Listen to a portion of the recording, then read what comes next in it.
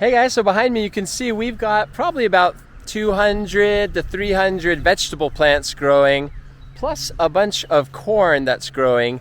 And I just wanted to ask you what your opinions are as far as what's the best time to water plants, vegetable plants or, fruit trees, and how often should I water them if we're in a heat dome like we are now, where it hasn't really rained very well here in Missouri for probably about 3 weeks. So what's your experience? Is it the best to water at night to give the water time to soak down to the roots before it starts getting hot in the day?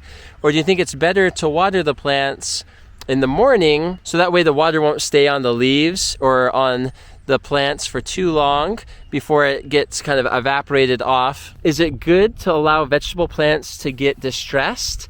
Or is it better for them? Will they produce more if you water them so they don't get, needy of any water? But anyway, go ahead and comment below your thoughts about the best watering regimen for a garden or for an orchard.